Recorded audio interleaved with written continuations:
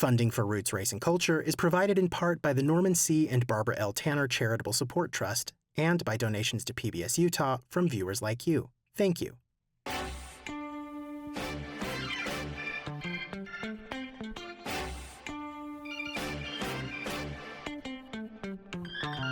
Hey everyone, and welcome to Roots Race and Culture, where we bring you into candid conversations about shared cultural experiences. I'm Lonzo Liggins. And I'm Daner Gerald.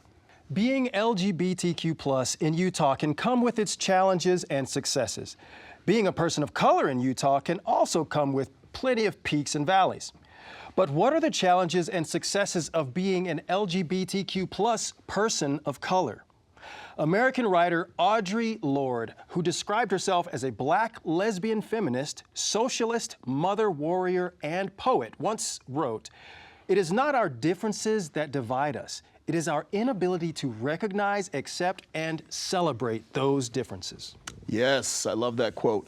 So recently, Dana and I spoke to a group of BIPOC and LGBTQ students at La Europa Academy, a local private boarding school. When we asked them about their concerns, they said the following: being heard without judgment, being valued for who they were, losing stories and books about people like them. And some just simply wanted to be humanized and not politicized. So in the words of Audre Lorde, let's recognize, accept, and celebrate some differences. And we have two amazing guests today to help us do just that. Welcome. Nice to have you here. Olivia, welcome to the show. Thank you for joining us. Thank you so much, Daner. Lonzo, it's so great to be here with the both of you. It's a pleasure. And we would love for you to introduce yourself. Tell us a little bit about you. Oh, where do I start? There's so many facets to who I am, but my name is Olivia Jaramillo, and I'm the Director of Public Outreach and Training at Equality Utah. And I'm also the host of a radio show on KRCL 90.9, so it's really cool. I love what I do. I love entertaining, but at the same time, I love advocating for all of the communities that I come to, I identify as, be a part of, and also hopefully raise some understanding around. So I was born in central Mexico. I immigrated to the United States when I was 14 years old. I lived in El Paso, Texas for just a little bit. And then I went active duty. I joined the United States Air Force and I did 20 years of active duty service. That was a great adventure. That's how I always describe it. And I served tours into Iraq when we were in that conflict 20 years ago. So don't Google how old I am, please. But yes, and then once I retired, you know, I kind of continued wanting to do some more advocating because I was very, very privileged to be one of the first members in 2016, I think it was the fourth or fifth DOD-wide, to be able to take advantage of some policies that were enacted by the Obama administration. I was able to transition from male to female while still serving on active duty, and that really showed me that when we understand each other, when we know each other beyond just knowing one facet of who we are, we really come to understand those things that we feel may divide us. Awesome. Or that we feel we may not know of. Yeah. I want to get to your story in a second because I love your story, but I want to introduce our other guest here, Harry. Harry, tell us a little bit about yourself. Well, hello, everyone. Great to join you, Lonzo, Daner. Thank you for having me on. My name is Harry Hawkins. I am the former director of the LGBT Resource Center at the University of Utah. I've been doing this work for over a decade now, and many of you are probably like, where is this voice from? I am originally from the state of Mississippi. Ooh. So, yes. I'm a Mississippi fan here. I know. You know, that's why we're on this side of this. Right? So doing this work as an LGBTQ person has been very impactful because growing up in places like Mississippi, you didn't always see like my perspective expressed or seen. I started this work when I was at Mississippi State University as a student, and my university at the time didn't have any type of LGBTQ infrastructure. So that was really where this whole advocacy bug first bit me. I had the opportunity to go work at the Human Rights Campaign, which is the nation's largest LGBTQ nonprofit, as a community organizer and a lobbyist. So working on these issues at the macro level, legislation doing the politics thing as well has been very fulfilling. But after 2016 and that election, I very much wanted to take a step back from community organizing. And I was like, what can I do? I went back to my first love, higher education. Working with this next generation of students, it excites me. And working specifically with our queer students, very exciting. And I've had the opportunity to do that for the last 8 years. Tell us about your work with Equality Utah. Our organization, we are the state's premier LGBTQ rights and advocacy organization, and we've been working on Capitol Hill now since 2001. And one of the things that we're so fortunate to have been able to do is that Utah is now one of the most conservative states in the country with the most protections for the LGBTQ community. Wow. And not a lot of people know that because we do hear about a lot of the challenges that we're still facing. We hear so much about that. But we don't focus sometimes enough on the positive things that we have been able to do in the state. And you know, one thing that people, whenever we tell them we had non-discrimination protections in the state of Utah for the LGBTQ community, for race, ethnicity, religious minorities, 5 years ahead of the national curve. That's really wonderful to see that that happened right here in Utah in 2015. That was a really important moment for what lay ahead. And it really showed us that there is a Utah way that we can work together. That's great. Now, I have a question for you, Harry. Sure. That's pretty good news, right? But you know, as we've discovered talking to people on this show before, there's always a risk of things sort of sliding back. And so, how do we keep the gas pedal going to keep that positive energy happening? What do you think is good to make that happen in Utah to continue to progress? Absolutely. You know, we all have the pleasure of being in an election year right now, right? And I think what we are seeing, especially over the last month, which has felt like a decade, is civic renewal.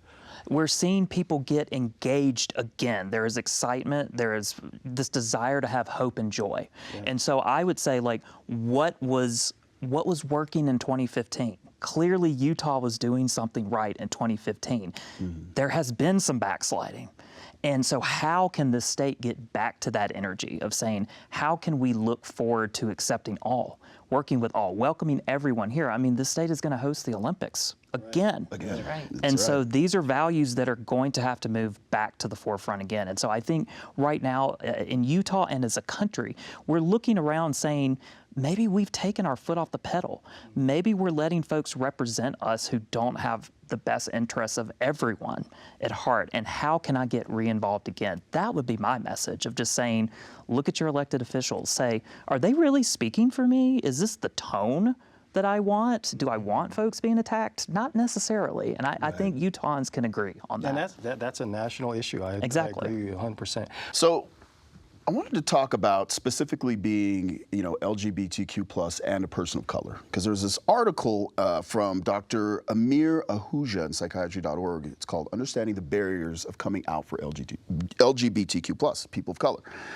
So in the article, I'm going to paraphrase just a few keys of it. It says that research has shown that Black, Hispanic, and Asian youth are far less likely to come out based on their families and cultures, strong beliefs.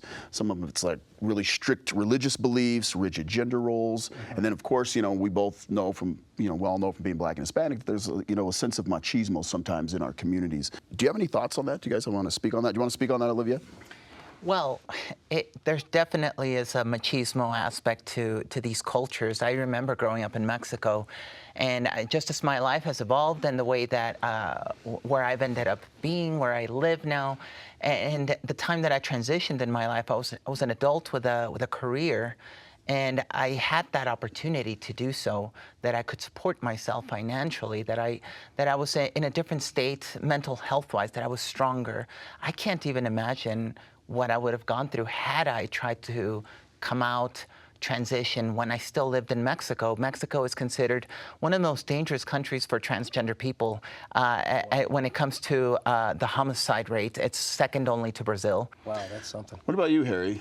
Mississippi. I mean, that had to have been a unique experience down there. That had to have been a little bit of a challenge at times. Yeah, two things come to mind when we're talking about, especially with culture and these aspects. One, in Mississippi, telling my own story of telling my mother on a veranda. It was the most southern set you could think of ever. It was in the middle of the summer, and I told her, and it was the most nonchalant answer ever. I mean, she was just like, okay, cool, and moving on, and then, you know, made a joke about, you asked for Elton John's greatest hits one year. That was kind of a hint. I was like, thanks, Mom.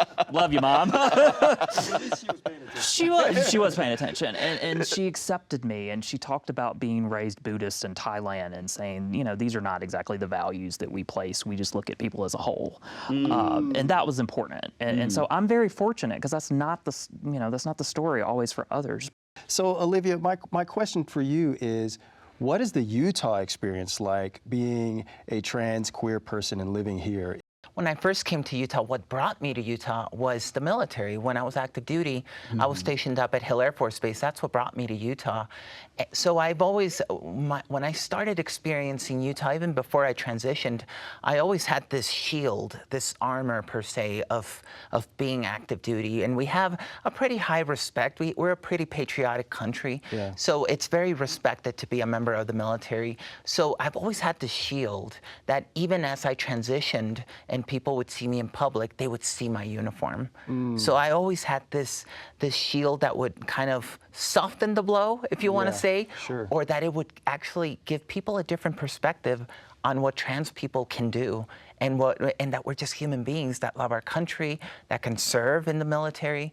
I'm really interested in this. So, like, then what is your experience like then as a trans person in the Utah Mexican community? It's very interesting whenever I do go on air in some of the Hispanic radio stations or TV stations. One of the things that they always angle at is that they want to provide that exposure, because very much like we spoke of earlier, there is a culture that it is frowned upon to transition, to come out as gay, to do anything that is related with the LGBTQ community, and you do tend to find that. You do tend to find that there is a bit of an isolation of people that do come out, especially as immigrants. You already have one status that is, let's say, counting against you, but you may not speak the language, and now you're coming out as part of the LGBTQ community.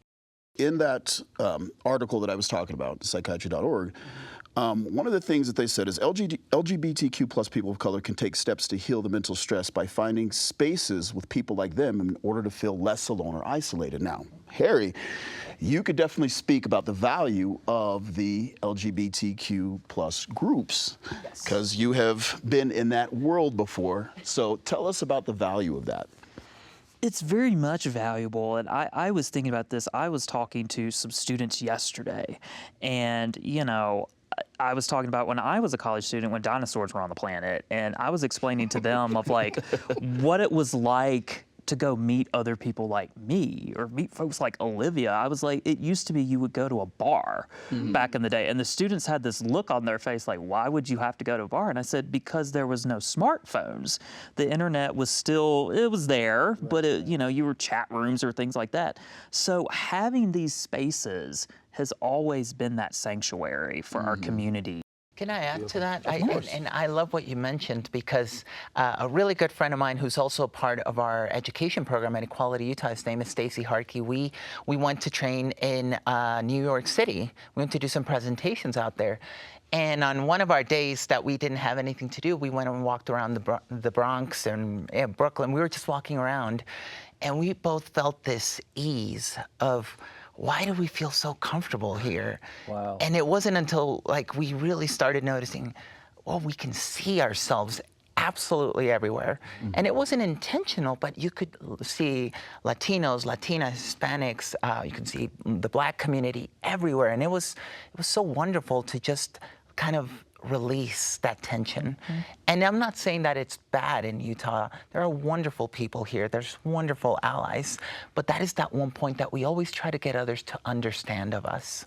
You know, a lot of these groups, like because I grew up here, and it was just so nice to be able, because people think that people think that you can just walk up to another person of color, or whoever, and just walk up and just start chatting with them, and they're like that's how you just meet people. But a lot of times there's shyness, there's an uncomfortable facet to that. So having these groups makes it so that the ice is broken.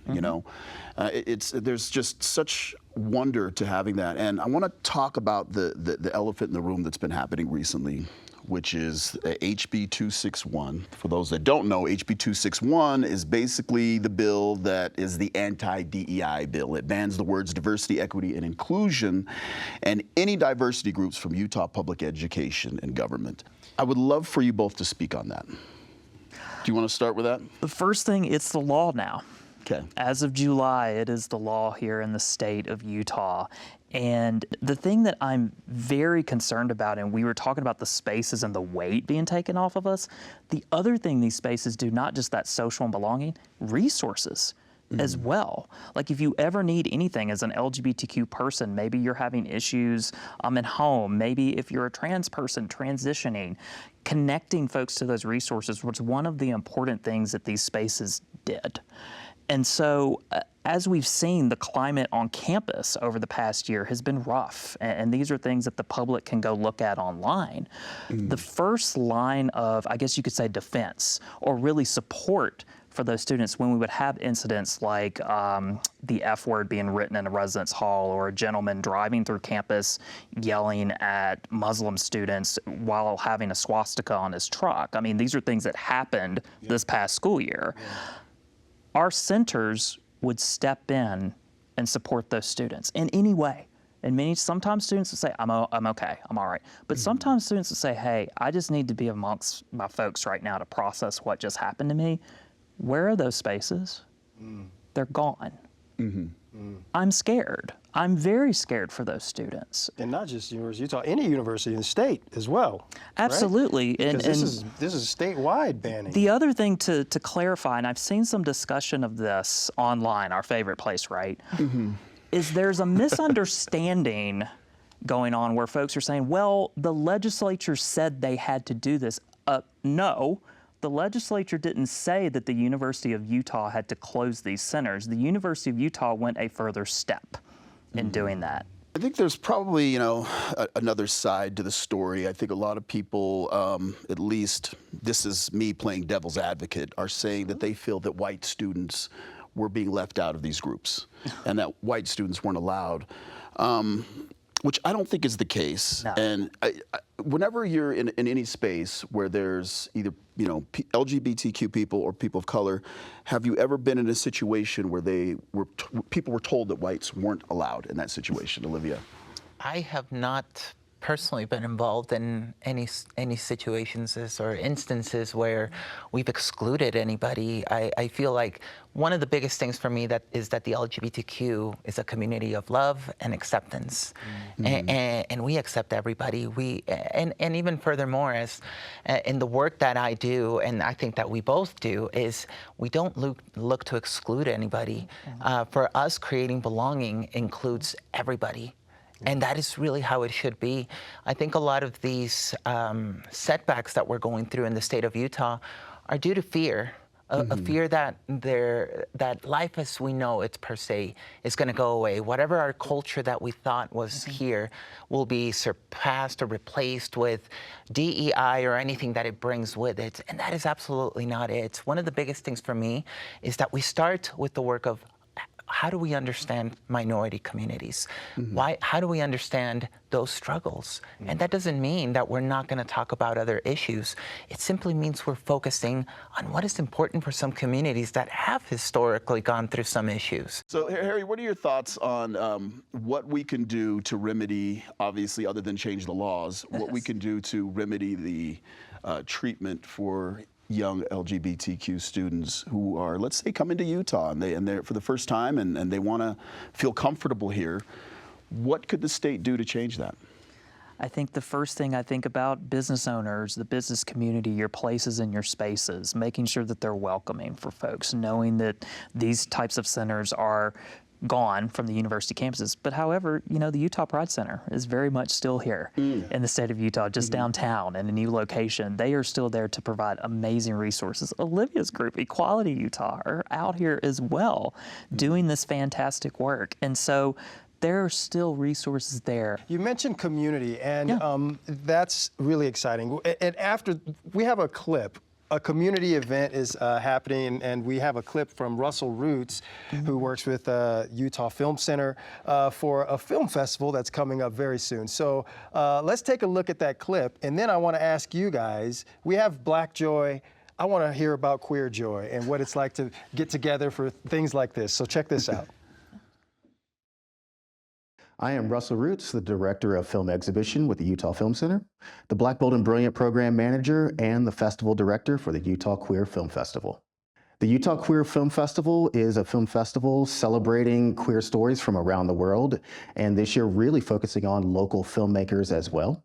The Queer Film Festival and Black, Bold, and Brilliant are opportunities to look at marginalized communities and find allyship by looking at stories that you can identify with. The festival will take place at the Rose Wagner Performing Arts Center in downtown Salt Lake, and it will be in person October 25th through the 27th. We've got international films celebrating queer diversity. We've got local films. We really put some intention into finding local films this year. Films about music, films about family-friendly topics, films about seniors and the golden years and the specific topics they have to deal with. So we've got an opportunity to really just showcase stories that don't get the opportunity elsewhere.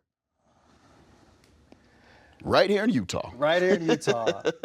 So tell us, what is some of the joyful experiences? Obviously, that festival is going to be a lot of fun, and there's lots of other things happening. What are some of the joys, the things that you love about your community? My reaction from hearing about that film festival is I was like, our ancestors dreamed. Our ancestors dreamed about a lot of things, but they dreamed of a day where we're having a film festival sharing our stories. And imagine talking to a queer person in Utah from maybe 20, 30, 40 years ago. And now it's like we're having this film festival. It's beautiful, and it speaks to that progress. And it's so important to share those stories. When I see things like that, I go for joy, and I think our ancestors dreamed. Yeah, it's wonderful. And the dream is alive. Olivia's just a joy to be around. You were around her for like 5 minutes, and you're already laughing. So, tell us about some of the great things that you're doing, and some of the good experiences that you have. Well, one of the things that's so wonderful that I love what you said, Harry. And we don't realize sometimes that we're going through a lot of hardships, but this is still the best time in history to be part of the LGBTQ community. And it's so important that we never forget that. We may be going through challenges, we may be going through setbacks, but this is still the best time to transition. There is more information out there about what that experience is like. There's more help for individuals that identify as gay, lesbian, bisexuals. We have centers.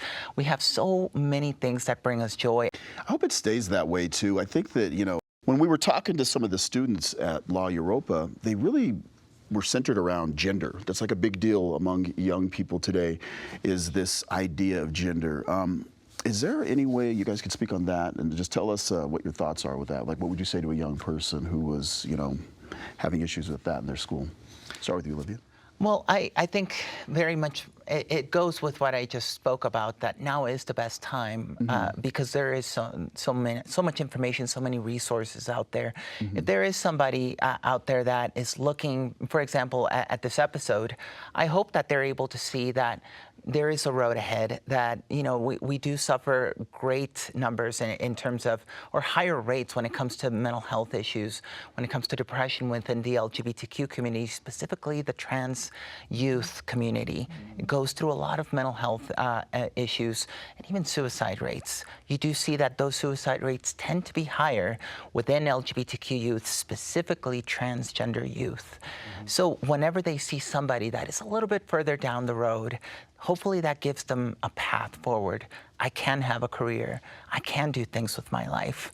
And we need to start addressing that more. We need to start humanizing trans people more. We need to start talking about this issue of gender in a way that it's not just talking about it.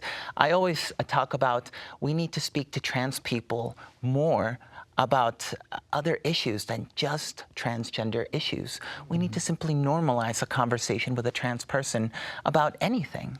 Right. Oh, that's great. I love that. So I have a question for you, Harry.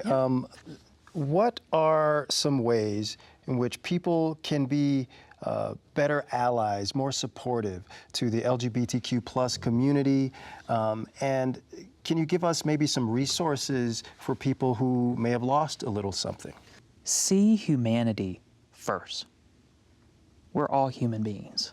We share this planet. Seeing humanity first, I always say start there. Secondly, when we talk about our allies, ally is an action. It's not a title. It's also not an endpoint. It's something that you do. And I hear that many times with allies when they say, oh, I heard something, I wasn't sure how to respond, I didn't know what to do in that moment. I always say, remember, it's an action. And it's never like you get to this one spot, I got my ally sticker, I'm good now. You have to continually keep learning.